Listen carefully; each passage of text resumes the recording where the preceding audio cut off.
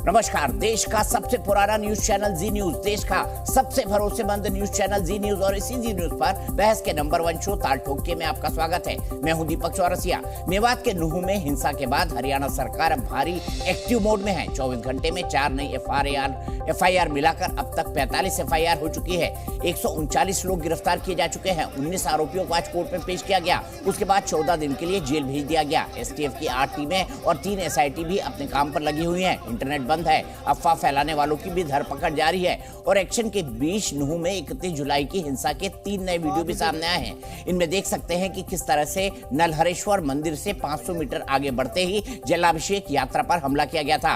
पहाड़ी पर मौजूद दंगाइयों ने फायरिंग शुरू कर दी थी। वो यात्रा में शामिल लोगों को ही नहीं, पुलिस को भी टारगेट कर रहे थे।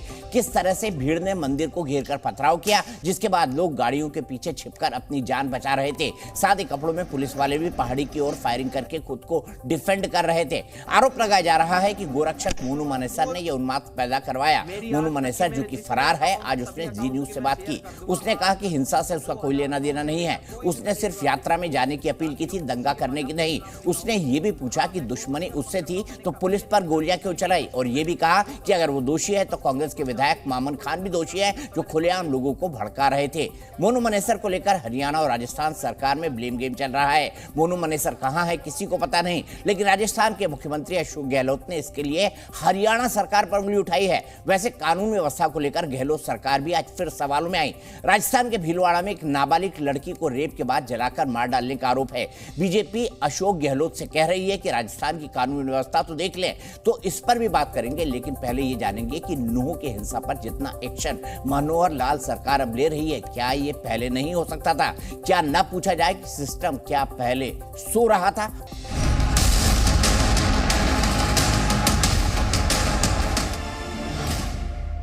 तो नुहू पर सरकार सोई हुई थी क्या? खट्टर सरकार ने आंख मूंद रखी थी। अभी तक नुहू मेवात को लेकर कई शिकायतें उन तक पहुंची, लेकिन कोई कार्रवाई नहीं। इसी पर बात करेंगे। प्रेम शुक्ला जी भारतीय जनता पार्टी के राष्ट्रीय प्रवक्ता मेरे साथ हैं। सूरज पालमू जी प्रेसिडेंट करनी सेना के मेरे साथ हैं। विजय शंकर तिवारी जी स्पोक्स पर्सन विश्व हिंदू परिषद के मेरे साथ हैं। सुजाता पॉल जी स्पोक्स पर्सन कांग्रेस पार्टी की मेरे साथ हैं। शाहिद अली एडवोकेट मेरे साथ हैं। मुजफ्फर खान साहब एडवोकेट मेरे साथ हैं। और सबसे पहले मैं प्रेम शुक्ला जी के पास चलूंगा। प्रेम शुक्ला जी, कोई मुख्यमंत्री ये कैसे कह सकता है? आप लगा लीजिए, ईपी लगा लीजिए। आपको आवाज आ रही है प्रेम शुक्ला जी? जी जी जी, मैं आपकी आवाज सुन रहा हूँ। हाँ, मेरा सीधा सवाल है। मुख्यमंत्री कल कह रहे थे हम आर्मी पुलिस हर व्यक्ति की सुरक्षा थोड़ी कर सकती है। तो अगर यही मुख्यमंत्री का कहना है, जिन्होंने मेवात पर आंखें बंद कर रखी थी कई वक्त से, तो वो ऐसा कैसे कह सकते हैं? एक मुख्यमंत्री ये कहे कि नहीं मैं सुरक्षा नहीं कर सकता अपने नागरिकों की। हर नागरिक की सुरक्षा राज्य की गारंटी है। और आदरणीय मुख्यमंत्री न केवल सुरक्षा बल्कि इस तरह का उत्पात मचाने वाले हर दंगाई के खिलाफ कड़ी कार्रवाई करने के लिए संकल्पबद्ध हैं। और जिन्होंने दंगा फैलाया उनकी संपत्तियों को भी जब्त करने की कार्रवाई राज्य सरकार निश्चित तौर पर करेगी। हर नागरिक की सुरक्षा करेगी। और यदि मुख्यमंत्री सतर्क ना होते तो कांग्रेस अध्यक्ष के सड़क पर उतरकर लड़ने के आह्वान के बाद जिस तरह से कांग्रेस के एमएलए ममन खान के षड्यंत्र के चलते वहां पर शोभा यात्रा पर जिस तरह का सुनियोजित हमला किया गया, 21 जुलाई और 23 जुलाई के बीच में जिस तरह से जो है सोशल मीडिया पर ग्रुप्स बनाए गए, जिस तरह से हिंसा फैलाने का षड्यंत्र किया गया, जिस तरह से पत्थर जमा किए गए, हथियार लेकर जो है वहां ममन खान के समर्थकों ने वहां पर शांतिपूर्ण ढंग से शोभा यात्रा में शामिल हिंदुओं को टारगेट किया, तो निश्चित तौर पर कांग्रेस की अध्यक्षा के कांग्रेस की सुप्रीम लीडर के आह्वान पर बड़े पैमाने पर हिंदुओं के नरसंहार का एक षड्यंत्र था, जो वहां 900 पुलिसकर्मियों की मौजूदगी और तत्काल 12 घंटे के भीतर वहां बड़े पैमाने पर सुरक्षा बलों की तैनाती के कारण ये विफल हो गए। और इसी विफलता के कारण एक बात समझाइए। मामन खान एक विधायक है, उसके सब बयान सार्वजनिक थे। जो कुछ हो रहा था सोशल मीडिया पर हो रहा था, तो क्यों होने दिया खट्टर सरकार ने? इसका क्या जवाब है? जी नहीं, 900 पुलिसकर्मी वहां अगर तैनात ना होते, आप एक कल्पना कीजिए, तो और तत्काल अगर वहां पर पुलिस बल बड़े पैमाने पर डिप्लॉय नहीं किया जाता, तो ये वहां कैजुअलिटी की संख्या सैकड़ों में करने की योजना थी, उसको रोका गया। हाँ, यह निश्चित है कि एक भी व्यक्ति की जान नहीं जानी चाहिए थी। राज्य सरकार का यह दायित्व था। लेकिन जिन लोगों ने हमारे निर्दोषों को मारा है वो चाहे कहीं बैठे हों, उनको इटली का समर्थन हो कि पाकिस्तान का समर्थक हो, ऐसे लोगों को चुन चुन कर कानून के हवाले किया जाएगा और ममन खान जैसे अपराधियों को, उनकी आपराधिक वृत्ति को संवैधानिक और कानूनी तरीके से कुचलने में कोई कोताही नहीं की जाएगी। ठीक है, मैं सीधे मुजफ्फर खान साहब के पास चलता हूं और तब तक शायद सुजाता पॉल जी हमारे साथ हैं, लेकिन उनका कनेक्शन कटा हुआ है। मुजफ्फर खान साहब, मुझे बताइए, सुजाता पॉल जी, प्रेम शुक्ला जी की बातें आपने सुनी, क्या कहेंगी प्रेम शुक्ला जी के दावे पे? उन्होंने कहा है कि हाँ, सरकार की जिम्मेदारी तो थी, 6 लोग मरे, दुर्भाग्यपूर्ण है, लेकिन वहां पर तो सैकड़ों हिंदुओं को मारने की योजना थी, ये प्रेम शुक्ला जी कह रहे हैं, और विधायक ममन खान का बयान और उनके फेसबुक पोस्ट को आधार बनाया गया। मैंने उनकी बातों को नहीं सुना, मगर मुझे यही उम्मीद है कि वो ऐसी ही बातें करेंगे, क्योंकि जिस देश के संविधान पर शपथ लेकर देश के प्रधानमंत्री बने हैं और जो मुख्यमंत्री हैं हरियाणा के, वे मुख्यमंत्री बने हैं, वे मोनू मानेसर को बचा रहे हैं। आप लोग और तमाम मीडिया चैनल वाले मोनू मानेसर से बात करते हैं, और मोनू मानेसर की असलियत केवल ये नहीं है कि वो वीडियो बनाता है, वो हरियाणा सरकार की गौ रक्षा टास्क फोर्स का जो है सदस्य, उसको हेड करता है बल्कि।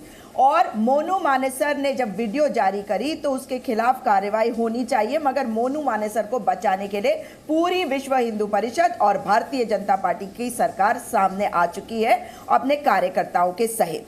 अगर कोई अपराधी है तो उसे अपराध की श्रेणी में रखा जाना चाहिए, मगर जिस तरह के शब्दों का चयन आज हो रहा है, जिहादी, पत्थरबाज और किसके घर पर क्या बुलडोजर चलाया जाना चाहिए, तो इसका मतलब है ना तो कानून पर ये विश्वास करते हैं, ना उस कानून का सम्मान करते हैं जो इस देश का कानून है। मगर अब बात करते हैं कि ये सांप्रदायिक हिंसा से हमारे देश की जो रेप्यूटेशन है उस पर क्या असर हो रहा है। आज अमेरिका के मैथ्यू मिलर, उन्होंने यूएस की स्टेट डिपार्टमेंट ब्रीफिंग में क्या कह दिया, कहा है कि जो सांप्रदायिक हिंसा फैलाई जा रही है उसमें बचना चाहिए हिंसा से। तो भाजपा की सरकार है और भारतीय जनता पार्टी बता दे कि प्रधानमंत्री का जो ड्रोन है वो वहां नहीं पहुंचता, उनको दिखाई नहीं देता, या उनको नींद आई है, या ये कहूं कि जो सतपाल मलिक जी ने कहा था कि चुनाव आने वाले हैं, जो पुलवामा करवा सकता है वो कुछ भी करवा सकता है। ऐसा क्यों है कि हर उस राज्य में जहां भाजपा की सरकार है इस तरह की हिंसा हो रही है? तो इसकी शुरुआत थोड़ा पीछे जाके करती हूं। 2019 के चुनाव के पहले उत्तराखंड भाजपा शासित 2018 में एक शांत छोटा सा शहर, 7,000 लोगों का, घनसाली, वहां पे सांप्रदायिक हिंसा हुई। इस साल मई जून में फिर से हिंसा हुई पुरोला नाम के एक छोटे से शहर में। मणिपुर जल रहा है, मणिपुर से ध्यान भटकाना है और साथ में आग लगाना है, देश को जलाना है। और अब नू की ये घटना, नू की घटना बता रही है कि इसमें सरकार की संलिप्तता है, क्योंकि सरकार या तो कह दे कि उन्हें कुछ पता ही नहीं है। अगर इतनी बड़ी शोभा यात्रा निकाली जा रही है और वहां पे इस तरह की घटना होती है, तो मेरा तो सवाल ये है कि भारत जोड़ो यात्रा देश के कन्याकुमारी से कश्मीर तक पहुंची, मगर वहां तो ऐसा कुछ नहीं हुआ क्योंकि मंशा सही थी, और अगर पुलिस वाले चाहते तो ये घटना भी नहीं होती। खट्टर जी क्या कहते हैं कि एक बहुत बड़ा षड्यंत्र है, यानी कि वो फेल है। दुष्यंत चौटाला जी कहते हैं कि ऑर्गेनाइजर यानी कि जो वीएचपी विश्व हिंदू परिषद है वो इसकी जिम्मेदार है। राव इंद्रजीत सिंह मिलते हैं, जो केंद्रीय मंत्री हैं, वो मिलते हैं प्रधानमंत्री से और वो ये बात कहते हैं कि इतना सारा हथियार इन लोगों के पास कैसे आया।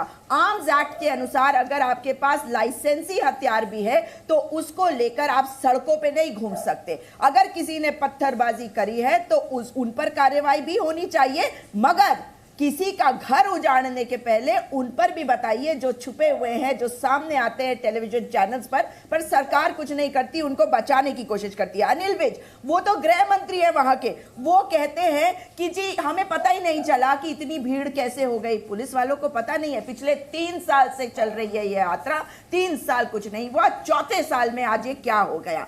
ये इसलिए हुआ क्योंकि आप देख लीजिए कि रामनवमी की यात्राएं कितने वर्षों से हम देख रहे हैं, उसमें हमने इनको पिछले 2 सालों में किस तरह की घटनाएं करते हुए देखा। और जब हम वीएचपी की बात करते हैं या बजरंग दल की, तो बजरंग दल का मतलब बजरंग बली तो बिल्कुल नहीं है। और जो सामने है मोनू मानेसर, उसको कब गिरफ्तार करेगी ये सरकार, वो बताए। और जिनको ये बता रहे हैं जिहादी, उनके आखिरी बात कह रही हूं, आखिरी बात, उनके ऊपर जो कार्रवाई है वो है। लेकिन आप देख रहे हैं कि आरपीएफ का एक जवान कहता है कि अगर देश में रहना है तो आपको योगी मोदी कहना होगा, वरना खलास। और कुछ पत्रकार बंधु ऐसे हैं जो परमानेंट सोल्यूशन, आखिरी फाइनल सोल्यूशन की बात करते हैं। जो शब्दों का चयन है वो हिटलर के शब्द है। क्या देश के प्रधानमंत्री का यह अपमान नहीं है कि वो एक सुजाता पाल जो छोटा क्लेरिफिकेशन, आप तो पूरी सभा ही कर ली, कोई बात नहीं, आपने सभा कर ली, कोई दिक्कत नहीं है। मुझे बताइए अमेरिका कौन होता है हमें सीख देने वाला?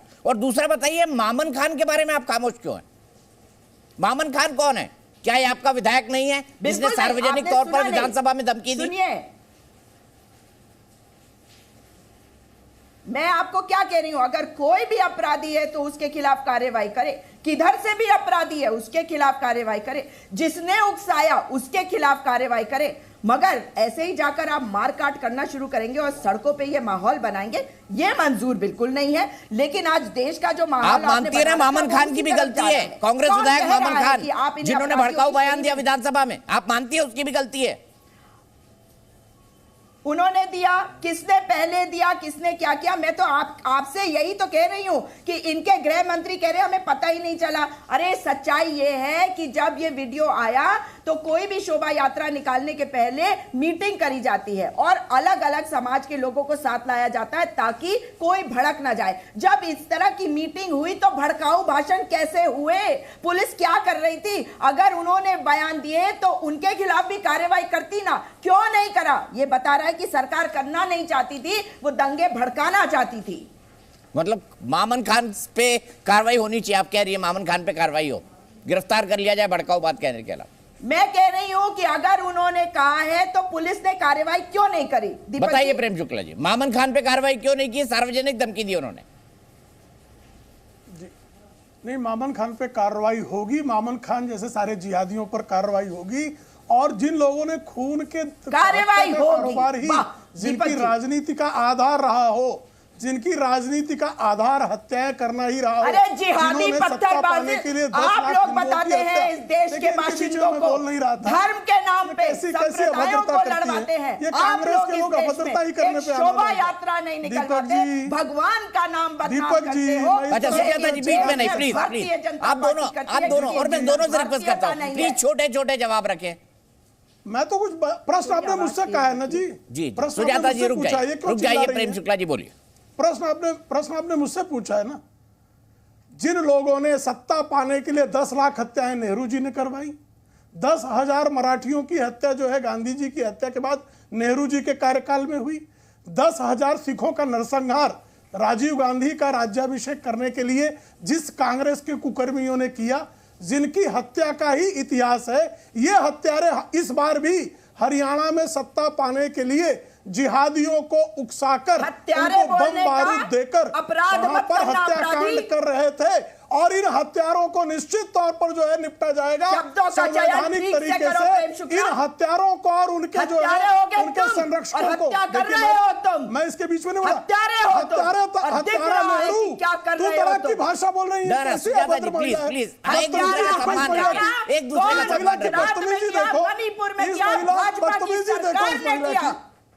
इस महिला की बदतमीजी देखो, बदतमीजी करना इसको कहते हैं तुम्हें नहीं आता, बदतमीज, बदतमीजी यही बदतमीजी है। समझ गया उपेक्षा शब्दों को सुनना है तो हम भी सुनाते हैं। और गालियां सोनिया गांधी की पार्टी गालियां ही दे सकती जी। ये गालीबाजों की पार्टी क्या कर सकती है दीपक जी? रोज गालियां, उठते गाली, बैठते गाली, दंगाइयों को समर्थन, हत्याएं भी करवाती है, समाज को लड़वाती भी है, बेशर्मों की पार्टी है। देखिए चिल्ला रही है, किस तरह चिल्ला रही है? भारतीय जनता पार्टी कहती है भारत को जलाने वाली पार्टी है। गालीबाजों से गालीबाजी के अलावा ये कौन सी तस्वीर है मोनू मानेसर की? इनका रक्तचाप बढ़ गया। देखो के साथ ये मिशनरियों के एजेंट का किस तरह से रक्तचाप बढ़ा, ये जिहादियों के वकील कैसे परेशान अपराधी है, के साथ जिहादियों हम पर नहीं खड़े कार्रवाई होते, कैसे भाजपा प्रारंभ खड़ी हुई होती है, है। जिहादियों जो के अपराधी वकील है, जो है उसके खिलाफ कार्रवाई लगातार करो। छटपटा रहे हैं।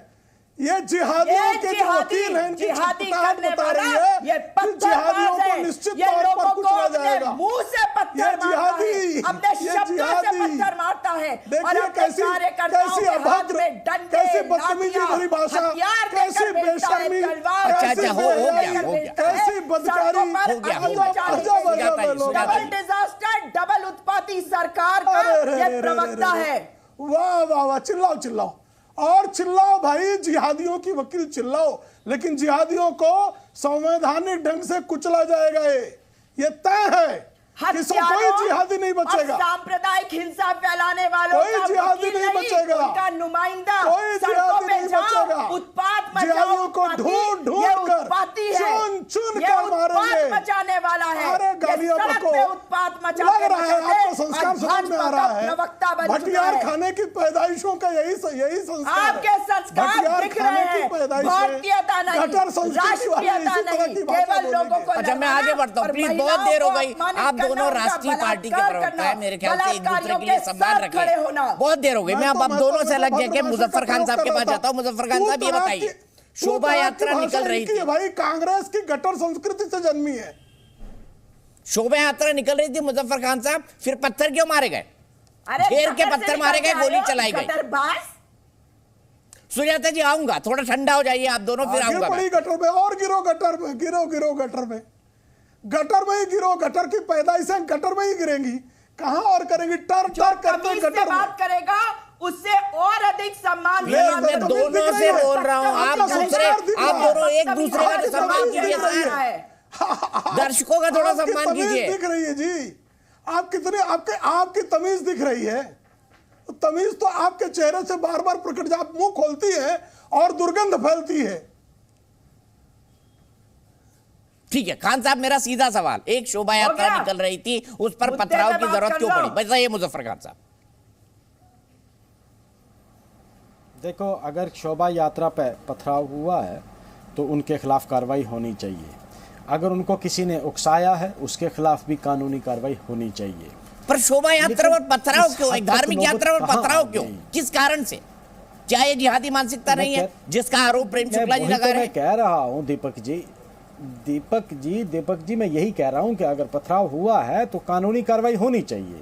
अब कानूनी कार्रवाई में ये नहीं है कि जिसने पत्थर मारे वो सब जहादी है, और एक पर्टिकुलर मतलब आपने शोबे को और एक पर्टिकुलर कम्युनिटी को अपना टारगेट बना दिया कि सारे जो यहाँ हैं वो जहादी हैं, तो वो भी गलत है। मैं ये नहीं कह रहा हूँ, अभी देखिए ना, मेरे यहाँ तस्वीर चल रही है, नाराए तकबीर, अल्लाह अकबर, ये कह के पुलिस वालों पे गोली चलाई जा रही है।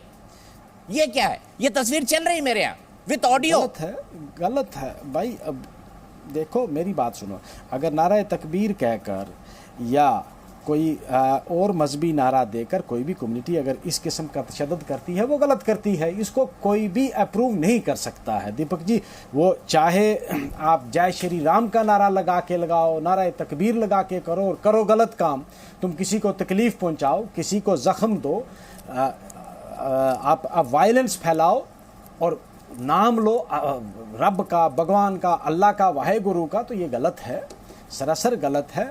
और उनके खिलाफ कार्रवाई कि जो भी कोई मजहबी नारा लगाकर किसी के साथ गलत करता है, वो मज़हब का मिसयूज़ करता है, और उसके खिलाफ कार्रवाई होनी चाहिए। मेरा तो ये मानना है कि कानूनी कार्रवाई सख्त से सख्त कार्रवाई होनी चाहिए, जो कानून के अंदर प्रोवाइड है, आइन के अंदर और पिनल कोड के अंदर है। उससे बाहर हम कुछ नहीं कर सकते। हम ये भी नहीं कह सकते कि नहीं जी हम उनको बुलडोज़र चला देंगे। वो कोई कानून ऐसा है नहीं है कि बुलडोज़र चला के आप किसी को मार दो भाई। उसके लिए जो कानूनी प्रोविजंस हैं उनके तहत उनके खिलाफ कार्रवाई करके उनको जेल में बंद करो। कोई भी उनकी सपोर्ट नहीं करेगा, लेकिन ये कार्रवाई जितनी भी हो, कार्रवाई एक तरफा ना हो। अदरवाइज मैंने उस दिन भी आपके चैनल पे कहा था कि अगर पत्थरबाजी हुई है, गोली चली है, सार्वजनिक तस्वीरें हैं, फिर भी आप कह रहे हैं एक तरफा कार्रवाई ना हो, तो क्या आप क्या चाहते हो? सिर्फ एक तरफा ही कार्रवाई होनी चाहिए? मैं ये नहीं कह रहा हूं, मैं ये कह रहा हूं कि आप जैसे इंटेलेक्चुअल कवर फायर देते हैं ऐसी हरकतों। मैं क्या कह रहा हूं? किसको? ऐसी हरकतों को मौन सहमति है आप जैसे लोगों की? अगर आप में से कोई निकल के बोलना शुरू कर देगा कि ये सब गलत है, तो मेरे ख्याल से कोई नहीं करेगा। आई एम वेरी सॉरी दीपक साहब, आप जो ना खुद ही मेरे मुंह में मत बातें डालो। आपके मुंह में डाल रहा हूं सर, सवाल पूछ रहा हूं आपसे। दोनों तरफ से जिसकी गलती है, आप मुझे आप मत मुंह में डालो ना कि मुझे क्या बोलना है। मैंने ये कहा है कि दोनों तरफ से जिसकी गलती है उसके खिलाफ कार्रवाई। अगर आप चाहते नहीं एक ही तरफ होनी चाहिए तो फिर उससे क्या होगा, हिंसा नहीं रुकेगी। फिर मैं कह रहा हूं कवर फायर होता है ऐसी घटनाओं का, मैं कहीं नहीं बोल रहा हूं। मैंने भी यही कहा, कवर फायर, हम इसका कवर फायर नहीं करेंगे। हम कुछ भी ये कभी भी नहीं कहेंगे कि आप जिसका कसूर है उसको छोड़ दो। हम कहते हैं हाँ, बेकसूर को मत तंग करो, जिसकी गलती है उसको आप पकड़ो, उसके खिलाफ कार्रवाई करो। ठीक है। विजय शंकर तिवारी जी कह रहे हैं कि ये शोभा यात्रा ये निकली क्यों? मोनू मनेसर को आपने छोड़ रखा था, मोनू मनेसर से आप जानबूझ के माहौल बिगड़वाते हैं, फिर शोभा यात्रा निकलवाते हैं, फिर दंगे होते हैं। तो कहीं ये बीजेपी और वीएचपी की मिलीजुली साजिश तो नहीं है जो आरोप कांग्रेस लगा रही है? यही आरोप है उनका। दीपक जी, उसके पहले तो ये समझना चाहिए कि पिछले 2 सालों से देश भर में जो शोभा यात्राएं निकलती हैं, यहाँ जहांगीरपुर में निकली, पिछले वर्ष 56 स्थानों पर थे, इस बार संख्या बढ़ गई है। और उन शोभा यात्राओं में किस प्रकार से पत्थरबाजी हुई है, किस प्रकार से तलवारबाजी हुई है, किस प्रकार से लोगों को चोटें आई हैं, वहाँ तो मोनू मानेसर नहीं था। मोनू मानेसर तो यहाँ है। और ये जो तीर्थ यात्रा है, जिसको शोभा यात्रा बोलते नहीं, ये दीपक जी तीर्थ यात्रा है। जैसे आप केदारनाथ जाते हैं, जैसे बद्रीनाथ जाते हैं, जैसे वैष्णो देवी जाते हैं, देवधर जाते हैं, ऐसी ही एक ये यात्रा है जहाँ पांडवों के 5 शिव मंदिर यहाँ पर उनके द्वारा स्थापित है। पिछले 4 वर्षों से बहुत अच्छे ढंग से ये यात्रा निकल रही थी। और एक बात आप समझिए कि दोनों ओर से बात हो रही है। कल मैं कुछ मीडिया के मुझसे भी सुन रहा था, तो इन यात्राओं में किसी भी पार्टी विशेष के नहीं, इसमें कांग्रेस के भी वोटर हैं, कांग्रेस की भी समर्थक हैं, इसमें जो भी पार्टियां हरियाणा में काम कर रही हैं उन सबके समर्थक इस यात्रा में आते हैं। वहां कोई ये नहीं कि परिषद के लोग हैं या भाजपा के लोग हैं, सभी लोग आते हैं। और आते कैसे हैं? पत्नियां लेकर के आते हैं, बुजुर्ग माँ आती हैं, पिताजी आते हैं, दादाजी आते हैं, छोटे छोटे बच्चे आते हैं। तो एक आप कल्पना कर सकते हैं, इस प्रकार की यात्रा में कोई जहां जा रहा है वहां शस्त्र अस्त्र लेकर के और युद्ध करने की मानसिकता से, और ऐसे कोई जाएगा क्या? एक बेसिक प्रश्न है। आप देख सकते हैं कि वहां पर किस किस प्रकार के लोग थे, कैसे कैसे बच्चे आए थे। मारा कौन गया? मारे गए वो 2 होमगार्ड के लोग मारे गए, बाकी लोग कार्यकर्ता मारे गए, सारे के सारे परिषद के लोग मारे और विश्व हिंदू परिषद के लोग मारे गए। तो अब ये कहते दो तरफा ये दुतरफा कहां हो गया? जहां वहां पत्थर चल रहे हैं, दूर से गोलियां चल रही हैं, मोर्टार दागे जा रहे हैं, आसपास के नगर में सारे बैरिकेड्स लगे हुए हैं। इसके बाद भी जब ये कहते हैं दुतरफा, तो मुझे लगता है कि इस प्रकार से उनको बचाने की जो कोशिश है वो इस विषय को और विध्वंसित करती है। अभी हमारी बहन कांग्रेस की प्रवक्ता बात कर रही थी, एक लाइन में केवल इस विषय को कि उसके खिलाफ करना चाहिए। बाकी मैं उन बहन से कहना चाहता हूं कि इस यात्रा में बहन कांग्रेस के भी कार्यकर्ता थे, कांग्रेस के भी लोग आते हैं, वो भी बच्चे लेकर के आए थे, सब लोग आते हैं। तो इस प्रकार की बात में अगर इसको संभालना है तो ठीक ढंग से बात रखनी चाहिए। ये बात नहीं करनी चाहिए कि दो तरफा वहां हो गया है। तीर्थ यात्रा में कोई दो तरफा नहीं हुआ है। हमारे माननीय राहुल गांधी जी अमेरिका में जाते हैं और वहां जाकर कहते हैं हिंदुस्तान में मुसलमान प्रताड़ित है, और यहां आप बात कर रही हैं, तो प्रताड़ित कौन है वो आप मेरी बात में देख लीजिए, कौन प्रताड़ित है। यानी आप कल्पना करिए, जिनके बच्चे मारे गए हैं, 20-22 साल के बच्चे मारे गए हैं, और आप एक पार्टी के प्रवक्ता हैं, इस प्रकार की बात रखेंगे, तो आप कल्पना करिए उन माँ बाप के मन में कितना व्यथित होंगे वो लोग। बजरंग दल, विश्व हिंदू परिषद, बजरंग दल जी मैं केवल इतना कहना चाहता हूं दीपक जी, वो तीर्थ यात्रा शांत थी। वो एक बहन मैंने वहां पे माहौल खराब होता हो। अरे सुजाता जी देखिए, धार्मिक यात्राओं पर पत्थरबाजी और देश में संवेदनशील इलाके पिछले 75 सालों से हैं। और संवेदनशील इलाके कौन है सुजाता जी? इतना भी मत वो करिए ना, पत्थरबाजी तो होती है, कश्मीर से लेके दिल्ली तक, नांगलोई में हो गई, पिछले साल जहांगीरपुरी में हो गई थी। तरफा तो इसे बता नहीं। आप ये कह ही नहीं सकते कि कोई भी दंगा एक तरफा होता है, दो तरफ से लड़ाई होती है। अरे मैं शोभा यात्रा पर पथराव की बात कर रहा हूं, ये एक प्रवृत्ति है, ये पैटर्न है।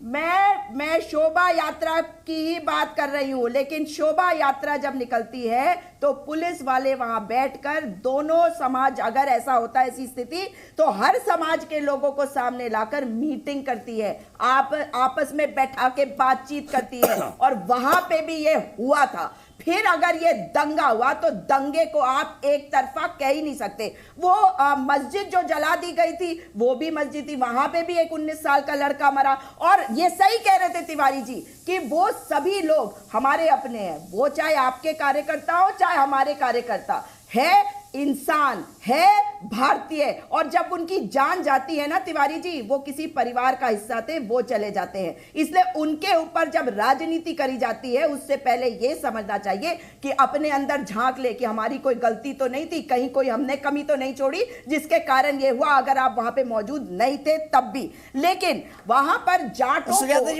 आउट ऑफ क्यूरियोसिटी एक बात जानना चाहता हूं, आपने बोल दिया मस्जिद जला दी, और आप ये क्यों नहीं मान रही है कि पत्थरबाजी वहां हुई? ने मना कर दिया कि गोलियां वहां चली, नहीं करेंगे। आप ये क्यों नहीं मान रही है? आपने कह दिया मस्जिद जला दी, पर आप ये क्यों नहीं कह रही है कि हाँ पत्थरबाजी हुई, पत्थरबाजी से शुरुआत हुई? अगर पत्थरबाजी, देखिए आप बीच में मत बोलिए दीपक जी। मैं प्रेम शुक्ला जी के बीच में भी बोल रहा था, मैंने उनसे पूछा कि मुख्यमंत्री अगर दे नहीं सकते, मैं प्रेम शुक्ला के बीच में भी बोल रहा था, मैडम मैंने उनसे पूछा अगर मुख्यमंत्री सुरक्षा नहीं दे सकते तो मुख्यमंत्री क्यों है? ठीक है, बिल्कुल मैं ये कह रही हूं कि जब आप सवाल कर रहे हैं तो मुझे सुनाई नहीं देता। फिर मैं एक बात जानना चाहती हूं, राव इंदरजीत सिंह वो तो भाजपा के मंत्री हैं ना, वो कहते हैं कि इतने सारे हथियार कहां से आए। जो उप मुख्यमंत्री हैं वो ये कह रहे हैं कि विश्व हिंदू परिषद ने जो ऑर्गेनाइजर है उन्होंने ठीक प्रकार से हमें इंफॉर्मेशन नहीं दी। ये कहना इनकी सरकार का है। तो देखिए इसका पॉलिटिसाइजेशन करके अगर आप कहेंगे एक तरफा, मैं बार बार कह रही हूं दोनों तरफ से गलत है, लेकिन अगर पत्थर उसके बावजूद इकट्ठे हो गए तो क्या ये पुलिस की जिम्मेदारी नहीं है? क्या पुलिस को आड़े हाथों नहीं लेना चाहिए? क्या अब तक किसी पुलिस वाले के खिलाफ कार्रवाई हुई? भाई आप मुझे बताइए, आईपीएस प्रभाकर चौधरी के खिलाफ तो बरेली में कार्रवाई हो जाती है क्योंकि वो वहां के कावड़िए उत्पात मचा रहे थे उनके खिलाफ कार्रवाई कर देते हैं। मगर आरपीएफ कांस्टेबल चेतन सिंह जो है वो जब हत्या करता है तब ये फिर कहते हैं कि भैया एक तरफा मत करो, ये इसलिए हुआ क्योंकि सीट की प्रॉब्लम है। नहीं, माहौल खराब हो रहा है भाई साहब, इस माहौल को ठीक करिए। और क्योंकि आगे आने वाले समय में आपके बच्चों ने भी इसी देश में रहना है, और अगर आप सोचते हैं कि एक समाज को खत्म कर देंगे या उन्हें टारगेट करके दबा देंगे और दूसरा रह जाएगा तो सबकी जिंदगी बर्बाद हो जाएगी, उनकी भी। मुफ्ती साहब कुछ कहना चाहते हैं, क्या जोड़ना चाहेंगे मुफ्ती साहब? होना चाहिए, मैं ये कह रही हूं। अगर पत्थर इकट्ठे करें, कैसे इकट्ठे हुए? कवर फायर देने की बात कर रहे हैं दीपक भाई, कवर फायर देने की बात अगर आप कर रहे हैं तो कवर फायर तो उन मोन्टू मनीसर पर भी दिया जा रहा है, और वो शोभा दिया जा रहा है ना, मैं कहाँ इनकार कर रहा हूँ, मैं कह रहा हूँ मोनू मनीसर पर कवर फायर दिया जा रहा है, पर मोनू मनीसर का नाम लेके एक धार्मिक यात्रा पर पत्थर मारे, गोली चलाए, ये ठीक है? बिल्कुल नहीं, बिल्कुल नहीं। जेल में डालो मोनू मनीसर को, नहीं दिया है हरियाणा गवर्नमेंट ने, एफआईआर तो राजस्थान नहीं डाल रहे, राजस्थान पुलिस उनको डाले, लेकिन उस मोनू मनीसर को यहाँ की पुलिस और यहाँ के प्रशासन और हरियाणा गवर्नमेंट उनको क्यों कवर फायर दे रही है और उनको क्यों बचाने पर तुली हुई है कि उनका कोई लेना देना नहीं है इस चीज़ में।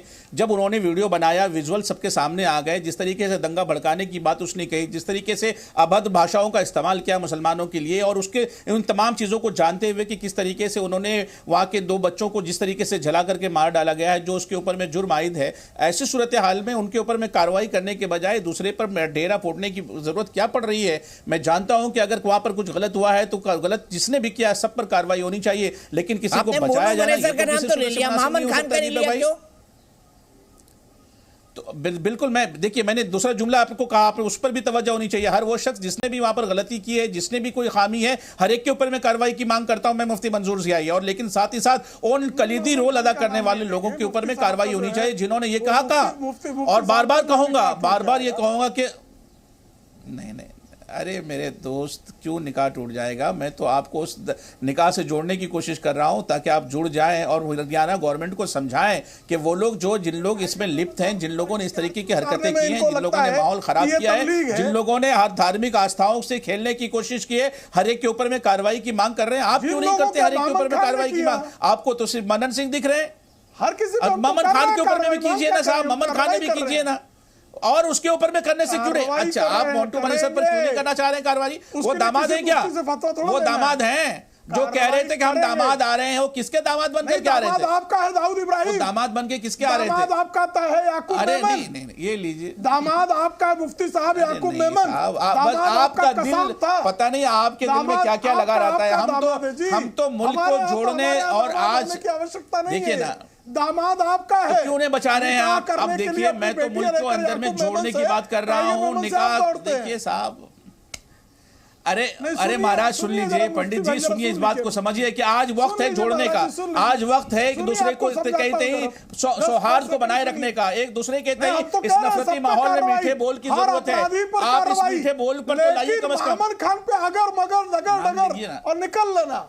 मामन खान पर मैं मुफ्ती मंजूर जियाई कह रहा हूं कि अगर उसने गलत लफ्ज कहे हैं तो उसके ऊपर में कार्रवाई होनी चाहिए। ठीक है, लेकिन कोशिश न किया जाए। एक मिनट के लिए पहले सूरजपाल अम्मू, शाहिद अली जी, फिर सुजाता जी पे वापस आऊंगा। सूरजपाल अम्मू जी, मोनू मनेसर जिम्मेदार है, यही कहा जा रहा है सब तरफ से। आप तो उस इलाके में रहते हैं, आप उस जगह की वस्तुति को समझते हैं, आप जानते हैं, बताइए क्या हुआ वहां? एक दीपक भाई, मैं सिर्फ 30 सेकंड और लेना चाहूंगा। ले लीजिए मुफ्ती साहब, उसके बाद बोल लेंगे सूरजपाल जी। मुफ्ती साहब कंप्लीट करिए अपनी बात। अरे भैया, दीपक भाई, मोनू के मेवात के इलाके के हिंदू और मुसलमान जिस तरीके से वहां पर बरसाह बरस से एक साथ प्यार मोहब्बत इख्वत भाईचारगी के साथ रहते हैं, वो हिंदुस्तान के लिए मिसाल है। और आज हम लोगों को बाज़ाब्ता तौर पे इख्वत भाईचारगी का मैसेज आम करने के लिए चाहना चाहिए। और ऐसे वक्त में जबकि नफरत की हवा चल रही है, वैसे वक्त में प्यार और मीठे बोल की जरूरत है, ना कि एक दूसरे पर तंज और मजाक करने की। ये वो लोग थे जिन लोगों ने मेवात के माहौल को खराब किया। मेवात के लोग नहीं थे, वो आस पास से बुलाए गए लोग थे। ऐसे लोगों पर भी कार्रवाई करने की मांग में जरूर करता हूं। लेकिन आज प्यारे मीठे गोलियां चलाई इस शोभा यात्रा में, वो कौन थे?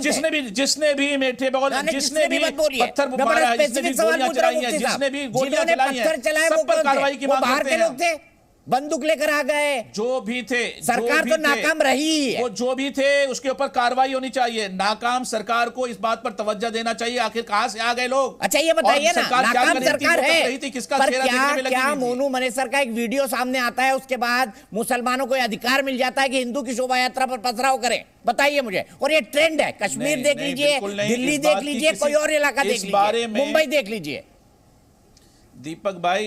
दीपक भाई, इसकी सख्ती से निंदा होनी चाहिए। धार्मिक चीजों के ऊपर में उत्पाद करने वाले लोगों पर कार्रवाई की मांग मैं भी करता हूं और आप भी कर रहे हैं। लेकिन इस नफरत भरे माहौल में आज मीठे बोल की जरूरत है और कार्रवाई, सख्त कार्रवाई की जरूरत है। एडमिनिस्ट्रेशन जो पत्थर मार रहे थे और जो इसके बुनियादी जो लोग थे, जो पत्थर मार रहे थे, बुनियादी लोग गलत कर रहे थे, उन सब पर कार्रवाई होनी चाहिए।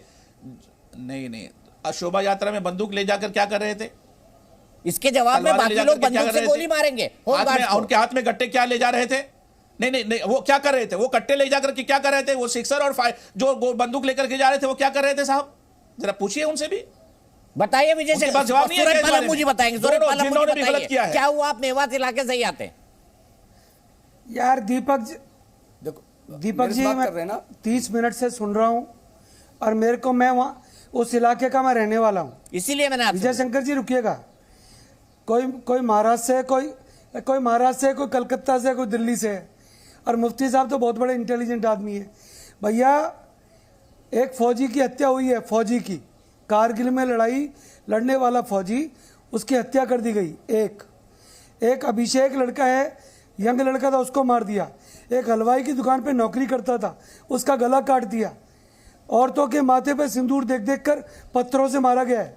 मुफ्ती साहब मीठा बोल रहे हैं, लगातार बोल रहे हैं। 92 में 100 मंदिर जला दिए और मेवात गला बैठ गया बोलते बोलते, रोते रोते। मैं सोना से आता हूँ, मैं सोना के अंदर मैंने देखा है सोना जलता हुआ, मैंने मेवात को जलते हुए देखा है। मैं वहाँ यासीन में डिग्री कॉलेज का स्टूडेंट हूँ। मैं हिंदू और मुसलमानों के भाईचारे की बात करता हूँ। और जो ये बोल रही है कांग्रेस की प्रवक्ता, मैं बीच में नहीं बोला, सुजाता पाल साहिबा, वहाँ पर तीनों विधायक कांग्रेस के हैं। वहाँ पर जो पत्थरबाजी हुई है वहां जो गोलियां चली हैं, वहां जो घरों के ऊपर से पत्थर फेंके गए हैं, वो किसी और ने नहीं फेंके, वो आफ्ताब अहमद जो नूह से कांग्रेस का एमएलए है, जो मामन खान फिरोजपुर जिरका से एमएलए है, इन लोगों के समर्थकों ने दुकानें लूटी हैं, आग लगाई है। 100 लोग लापता हैं, 100 लोग लापता हैं। मैं नहीं बोला आपके बीच में, पर इन लोगों से पूछो जिनके साथ बीत रही है। डायलॉग बोलना बड़ा आसान है, लड़ो और कुत्तों की तरह लड़ो, खूब लड़ो, हमें वक़्त दो, हमें जीने दो, हमारा किसी राजनीतिक दल से कोई लेना देना नहीं है। अरे जो बोलोगे सुनेंगे, गंद बोल रहे हो, गंद। और दीपक चौरसिया, मैं आपकी आवाज, दीपक चौरसिया आपके नाम को देख कर आया हूं, मुझे जरूरत नहीं आने का। और इनको ये जो भौंक रहे हैं, ये बैठाने लायक लोग है। ये मुफ्ती बोल रहा है, मीठे बोल, अरे मीठे बोल, तुम बोलो मुफ्ती साहब, मरवा दिए लोग, 3000 लोग बंदी बना लिए। देखिए 3000 लोग किसने बंदी बनाए? सूरजपाल जी, किसने गोलियां चलाई? किसने गोलियां चलाई? वो एडमिनिस्ट्रेशन क्या कर रहा था? एडमिनिस्ट्रेशन क्या कर रहा था सूरजपाल जी? आप उनके बारे में बोलिए ना।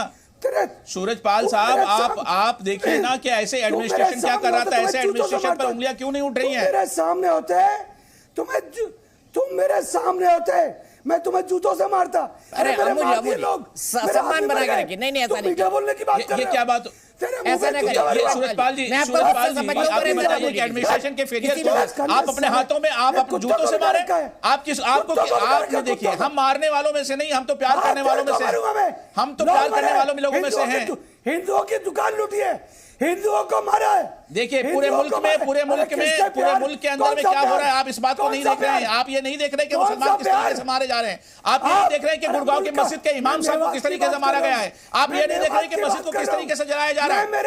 आप इस बात को, मेवात से लेकर के पूरे हिंदुस्तान का बुरा हाल है। आज गुड़गांव आपके नजदीक में है, गुरुग्राम के मस्जिद के इमाम को मारा जाता है। आप देख रहे हैं उसके ऊपर हमारा दिल नहीं चल रहा है। थोड़ा संयम से सूरजपाल साहब, मुफ्ती साहब, सूरजपाल साहब, मुफ्ती साहब, मैं चाहता हूँ कि हम संयम का थोड़ा संयम का इस्तेमाल करें। अबू साहब, मैं आपके गुस्से को समझता हूँ, मैं जानता हूँ, इसलिए आप मेवात के हैं, मैंने इसीलिए आपको बुलाया। पर आप गुस्सा है, मैं आपकी बात समझता हूँ, मैं आपको काट नहीं रहा हूँ, मैं समझता हूँ आपकी बात, पर हमको भी थोड़ा संयम का परिचय देना चाहिए। शाहिद अली क्या कहेंगे अम्मू साहब के नारों में? अम्मू साहब, मैं फिर आऊंगा आपके पास। शाहिद अली जी, अम्मू साहब कुछ कहना चाहते हैं, बोलिए। ये बोले पाकिस्तान मुर्दाबाद, ये बोले पाकिस्तान मुर्दाबाद, लेकिन उसके बाद अगर मुफ्ती साहब, पाकिस्तान का मसला कहां से आ गया? साहब अगर सच्चे हिंदुस्तानी हो तो पाकिस्तान मुर्दाबाद बोलो, पाकिस्तान मुर्दाबाद बोलो जी न्यूज़ पर। अरे पाकिस्तान मुर्दाबाद था, पाकिस्तान मुर्दाबाद है, पाकिस्तान मुर्दाबाद रहेगा। बोलो आप करनी सेना या कोई सी भी सेना जो बना रखी है, ये इनको बोले जी का। अरे मियाँ सुन लीजिए, तेरे बाप की सेना है क्या? अरे प्लीज आप बहुत नाराज है, थोड़ी देर के लिए रेस्ट ले लीजिए, थोड़ी देर के लिए रेस्ट। अरे अम्मू साहब रुक जाइए, थोड़े संयम की जरूरत है, प्लीज। अम्मू साहब को थोड़ा रेस्ट दे दीजिए, थोड़ा ज्यादा गुस्सा है, मैं सम्मान करता हूँ उनका। शाहिद अली जी। सर ऐसा है दीपक जी, कल ऑनरेबल सुप्रीम कोर्ट ने एक ऑर्डर किया था, उसमें यह कहा था जो भी हेट स्पीच दे उसमें किसी कंप्लेंट की ज़रूरत नहीं है, उनको फ़ौरन उठा के बंद कर दीजिए, उनके खिलाफ एक्शन लीजिए। इससे पहले भी ये ऑर्डर हुआ था, ये ऑर्डर कल का नहीं है, इस ऑर्डर को सिर्फ रिट्रेट किया गया। तो जब ये order already honourable Supreme Court pass कर चुकी है, जो कि हिंदुस्तान की सबसे बड़ी अदालत है, उसके बावजूद भी हेट स्पीचेस को अगर बढ़ावा दिया जाएगा, चाहे वो कोई भी हो, चाहे वो शाहिद अली हो या दीपक चौरसिया हो या कोई भी हो, XYZ, तो उसके खिलाफ कार्रवाई होनी चाहिए। वो टेलीविज़न चैनल में बैठ के कर रहा हो या किसी सभा में जाके कर रहा हो या सोशल मीडिया के माध्यम से कर रहा हो। अब आप इन सारे चीज़ों को देखिए कि अगर एक हेट स्पीच को रोक दिया गया होता तो हमारे जो दूसरे भाई हैं, हिंदू मज़हब के जो हमारे भाई हैं, वहाँ पर शायद दूसरे लोगों को ये मौका नहीं मिल जाता कि अपने आप को जस्टिफाई कर रहे हैं। किसी भारत में जस्टिफाई नहीं कर सकते मंदिर पर हमला करने के लिए या दूसरे मज़हब पर हमला करने के लिए। कुरान करीम कहता है कि एक इंसान का नाहक कत्ल पूरी इंसानियत का कत्ल है। ये इस्लाम की बात है। बाकी जो लोग कर रहे हैं, जो समाज में विघटन पैदा कर रहे हैं, जो समाज को तोड़ रहे हैं, जिन लोगों का ईंधन है इसको तोड़ने के जो फायदे होते हैं, जिन लोगों का वोट बैंक है, जिन लोगों ने अपनी सरकारें बनानी है, वो अपना जो काम कर रहे हैं उनके समाधान के लिए ही ऑनरेबल सुप्रीम कोर्ट के अगर इस ऑर्डर पर अमल कर लिया जाता, लेकिन अफसोस की बात खट्टर सरकार ने इस पर अमल नहीं किया। खट्टर सरकार ने उसको ना रोकने की कोशिश की।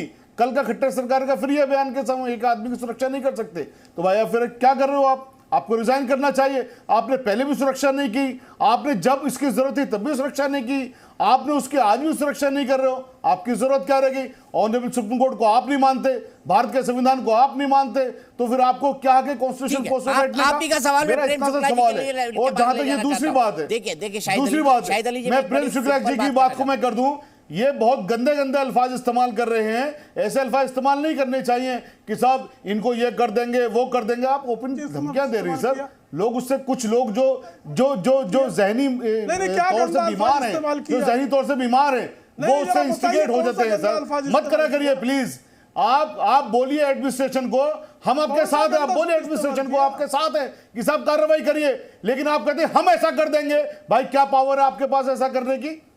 क्या आप प्राइम मिनिस्टर ऑफ इंडिया हो गए सर? क्या आप कहीं के डीएम लगे हुए हैं, एसएसपी लगे हुए हैं सर? आप बोलिए कि हम प्रशासन से डिमांड करते हैं, प्रशासन सख्तरीन कार्रवाई करे, हम आपके साथ हैं। लेकिन ये आप धमकियां देते हैं कि हम ऐसा कर देंगे, वो गलत है। वही तो शायद भाई आप बोल रहे थे, मैंने बीच में नहीं टोका। यही तो होता है। बात साफ करना चाहता हूं, एक मिनट प्लीज रुक जाइए, आप सब लोग। देखिए, आप जब आप आते हैं ना तो मेरे मेहमान हैं आप। सूरजपाल मूसा साहब नाराज हुए, मैं माफी मांगता हूं, उनके मुंह से कुछ गलत शब्द निकले, मैं रोक नहीं पाया। लेकिन हाँ, मैं मामले की संवेदनशीलता को समझता हूं। लेकिन सवाल ये है ना कि सभी पॉलिटिकल पार्टी अपने अपने राजनीतिक चश्मे से चीजों को देखती हैं। अगर इंडिपेंडेंटली देख रही होती तो शायद इस तरह के हालात नहीं होते, शायद इस तरह के हालात नहीं होते। और इसीलिए हम कहते हैं कि डिबेट में जो आ रहा है ये उसके विचार है।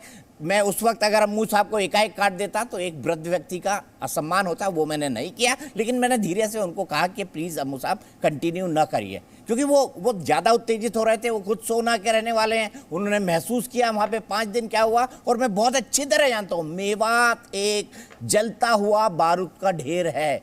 मैं देख चुका हूँ, मैं हाथ लगा के कुछ स्टोरीज करके वहाँ पे देख चुका हूँ कि मेवात में होता क्या क्या है। कन्वर्जन की सबसे बड़ी फैक्ट्री है। कई इलाके ऐसे मेवात में जहाँ पुलिस नहीं जा पाती। सुजाता जी जानती होंगी इस बात को, क्यों सुजाता जी? देखिए, हिंदुस्तान के किसी भी इलाके में पुलिस जा सकती है, एडमिनिस्ट्रेशन जा सकता है, और अगर नहीं जाती है तो उस सरकार का फेलियर है। मगर जिस तरह की अभी बातें करनी सेना के जो व्यक्ति थे वो बोल रहे थे, उससे साफ हो जाता है, मेरी बात इसी से प्रूव होती है कि और कुछ लोग और भी बोल रहे हैं इस बात को कि भैया सांप्रदायिक माहौल क्यों बिगाड़ रहे हो, इस तरह क्यों बना रहे हो माहौल को। इस वक्त जरूरत है कि इस क्षेत्र में जहां कभी इस तरह का, पूरे हरियाणा में कभी भी सांप्रदायिकता नहीं फैली, लेकिन आज अगर फैल रही है, इसको ठीक करने की जिम्मेदारी उस सरकार की है। मगर अगर सरकार कहती है हमें नहीं पता कि पत्थर कहां से आए। और मैं यहां पे एक और चीज जोड़ दूं, जो मोनू मानेसर की वीडियो की बात हो रही है, उसके बाद दूसरे पक्ष से भी एक वीडियो आया, और इस बात को हमें छुपाने की जरूरत नहीं है। तभी तो अगर हम प्रॉब्लम को देखेंगे तभी उसका सोल्यूशन निकलेगा। और तब अगर दोनों वीडियोस पब्लिक डोमेन में थे, तब सारे समाज के लोगों को इकट्ठा लाकर बैठाया गया, पुलिस के द्वारा बातचीत करवाई गई, उनसे संदेश दिलवाए गए अपने अपनी कम्युनिटीज में। लेकिन अगर फिर भी सांप्रदायिकता वहां फैली, अगर फिर भी वहां पे पत्थर इकट्ठे हुए, अगर फिर भी हथियार लेकर लोग वहां पर गए, तो इसका मतलब है कि ये सरकार का फेलियर और सरकार की सोची समझी साजिश इसमें है। क्योंकि वो एक सरकार का फेलियर तो मैं खुद बोल रहा हूं सुजाता जी, मैं 3 दिन से कह रहा हूं कि मनोहर लाल खट्टर सरकार का पूरा फेलियर है। मैंने कल यहां तक पूछा कि ऐसे मुख्यमंत्री हैं क्यों जो ये कह रहे हैं सार्वजनिक तौर पर। मैंने कल शो में ये बात रखी, आपके प्रवक्ता थे उसमें, बीजेपी वाले आ जाए हैं। प्रेम शुक्ला जी एक मुख्यमंत्री कैसे बोल सकता है कि सबको सुरक्षा मैं नहीं दे सकता? और क्या ये आपके द्वारा प्रायोजित हिंसा थी? आरोप कांग्रेस लगा रही है आप पर? नहीं, ये कांग्रेस प्रायोजित हिंसा निश्चित तौर पर थी। और जो मुफ्ती साहब और शाहिद अली तो कह रहे हैं कि मैं गलत शब्दों का प्रयोग कर रहा हूँ। जिहादियों को कुचलना गलत शब्द कैसे है? अपराधियों को कुचलना गलत शब्द कैसे है? अपराध को तो कुचलना जो है डेटरेंट फैक्टर, इसलिए तो आईपीसी है, इसलिए सीआरपीसी है, इसलिए पुलिस बल है। आपके पास ताकत है, कुचलना गलत कैसे भाई? इस पर ये आहत क्यों हो जा रहे हैं? जिहादियों को क्यों नहीं कुचला जाना चाहिए? आप सरकार से बोलिए दीपक जी। और दीपक जी, शाहिद जी वो सरकार के प्रतिनिधि के तौर पर आए। शाहिद अली जी आप एडवोकेट समझिए, वो सरकार के प्रतिनिधि है। सिस्टम है ना हमारे यहाँ पर। अरे सर वो सरकार के प्रतिनिधि है, सरकार है, विरोध कर रहे हैं। सरकार इनकी प्रचंड दीपक जी, बहुमत नागरिक आप आह्वान कर रहे हैं कि हम ऐसा विपत्ति करेंगे। सरकार है, डबल नागरिक- विपत्ति, डबल अब विपत्ति देखिए वाली। चिल्ल हो रही है VSP कब से दीपक जी। सरकार में आ गई है, ये दीपक भाई? भी जो है ये वाचिक सुजाता जी, आपने आतंकवाद अपनी है। बात कही, कब से सरकार शाहिद भाई वाचिक आपने जिहाद अपनी है। बात कही, प्लीज रुक जाइए। प्रेम शुक्ला जी को भारतीय अपनी जनता बात करने पार्टी सरकार में है, ना कि ये विश्व हिंदू परिषद। ये वाचिक जिहाद है, ये शाब्दिक जिहाद है। देखिए ये कि दूसरों को बोलने नहीं देना। आप मुझे सारे बताइए, जिहाद हैं, दीपक हमारे जी, मैं सारे जिहाद हैं। एक प्रश्न पूछना चाहता हूँ। हाँ, वो जिहादी हैं, जिहादी हैं, जिहादी। हाँ, जैसे प्रश्न जिहाद आप लोग वाला इंस्पायर्ड हो अमेरिका में तालिबान प्रधानमंत्री से। के साथ। जिहादियों आप का लोग इंस्पायर्ड हो इकोसिस्टम है। तालिबान से। दंगाइयों का, अपराधियों का आप लोग इंस्पायर्ड हो इकोसिस्टम है। तालिबान से। आप एक देखिए, खूबसूरत मुल्क को दीपक जिसका जी, नाम मैं बोलूं कि हिंदुस्तान नहीं, है, अरे शाहिद भाई, आप शाहिद भाई, उसको जी, बिना आप प्लीज शाहिद लड़ाई भाई, से शाहिद बनाना भाई, चाहते हो। अब रुक जाइए, भारतीय शाहिद भाई रुक जनता जाइए। पार्टी को प्रेम बोलने शुक्ला का जी, शाहिद भाई अवसर रुक रहेगा कि जाइए। नहीं? मुफ्ती साहब एक मिनट रुक जाइए। मानसिक प्रेम शुक्ला जी, विकृतता से गुजर रहे हो आप लोग। नहीं, आप मुझे बताइए ना, ये तो पत्थरबाजी कर रही है, शाब्दिक पत्थरबाजी है ये। मैं इन लोगों के बीच में बोल रहा था क्या? अरे प्रेम शुक्ला जी कितना नीचे खामोश होकर गिरेंगे सुन भाई रहे ये थे भाई सब? सबको। लगभग 30 मिनट सुना उन्होंने सभी लोगों को। अब प्लीज कोई बीच में मत बोलिए। प्रेम शुक्ला जी, जब बदतमीजियां कर रहे थे दीपक जी, करनी आप सेना वाले, बताइए, उस वक्त भी तो आप ये- खामोशी हो रहे थे। सर मैंने उनको आपको उसी क्या वक्त करता बोला हूं? मैं चिल्लाता इन हूं? शब्दों का आपकी इस्तेमाल तरह नहीं अम्मू बदतमीजी साहब। करता। मैंने with in fraction of second ये बात बोली थी मुफ्ती साहब, और बाद में मैंने उनको हटाया भी। प्रेम शुक्ला जी, दीपक जी कृपा करके मुझे दीपक जी एक मुद्दे की बात है कि बताता आपके इतने हूं। ये जिम्मेदार मोनू चैनल मानेसर के की ऊपर में इस मुद्दा तरीके की उठाकर बातें करने वाले लोगों को कृपा आप करके कहते मुझे हैं बोलने कि बहुत दिया खतरनाक जाए। है। ये और देखिए देखिए जानबूझ कि कर ये एयर हिंसा टाइम उनके बिगाड़ा दिलों जा रहा है। में समझ कितनी है, लीजिए उनके दिलों में किस कितनी मुद्दा ना आ परेशानियां सके। दिख रही हैं उनको, दीपक और जी आखिर आपके किन ऑडियो किन कंट्रोल मुफ्ती है साहब कि मत नहीं? बोलिए ये प्लीज। हम लोग को बुलाना सिर्फ मत प्रेम कीजिए। शुक्ला जी, मुफ्ती साहब मैं आपको ऐसे शब्दों के रोकूंगा जाल से प्लीज। कौन उनको खेल अपनी रहा है, बात आप कहने लोगों को दीजिए ना। आप जब बात कर रहे थे तब वो सुनी ना उन्होंने, आपने जो जो बात कही।